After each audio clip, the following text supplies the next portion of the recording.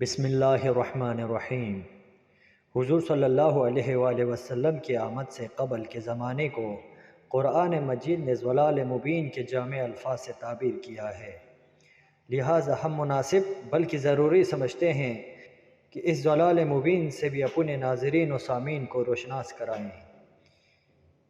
جس میں صرف کوئی فرد، کوئی قبیلہ، کوئی قوم بٹک نہیں رہی تھی، بلکہ سارا عالم انسانیت اس کی شدید گرفت میں مبتلا تھا، اور انسانی زندگی کا کوئی پہلو بھی ایسا نہیں رہا تھا جسے فساد و عناد کی آندھیوں نے تباہ و برباد نہ کر دیا ہو۔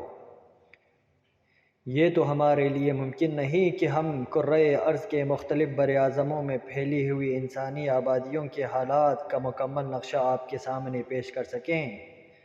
البتہ یہ کوشش ضرور کریں گے کہ اس وقت کے متمدن قوموں کے مذہبی، سیاسی، اخلاقی، معاشرتی اور معاشی حالات کے ایک ایک جھلک آپ کو دکھائیں، تاکہ آپ رحمت للعالمین صلی اللہ علیہ وآلہ وسلم کے فیوز و برکات کا صحیح اندازہ لگا سکیں،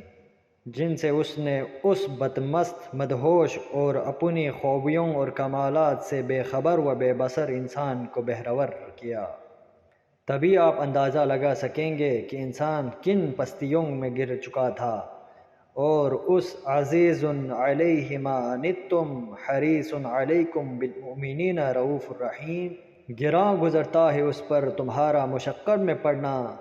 بہت ہی خواہش مند ہے تمہاری بھلائی کا، مؤمنوں کے ساتھ بڑی مہربانی فرمانے والا اور بہت رحم فرمانے والا ہے۔ کی شان والے نبی مکرم صلی اللہ علیہ وآلہ وسلم نے اس کو کہاں سے اٹھایا اور کن بلندیوں تک پہنچایا۔ ہم سیرت النبی صلی اللہ علیہ وآلہ وسلم سیریز میں اس وقت کے دنیا کی ان ممالک کے حالات و واقعات کا تذکرہ کریں گے جن کو متمدن، مہذب اور علم و دانش کا گہوارہ ہونے کا غرور تھا،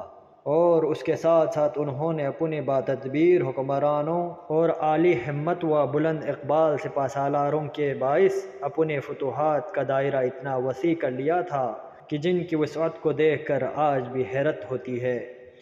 اس لیے ہم یہ مناسب سمجھتے ہیں کہ بڑے اختصار و اعجاز کے ساتھ ان ممالک میں انسانی زندگی کے مختلف پہلوؤں کی ایک ایک جھلک ناظرین کو دکھائیں،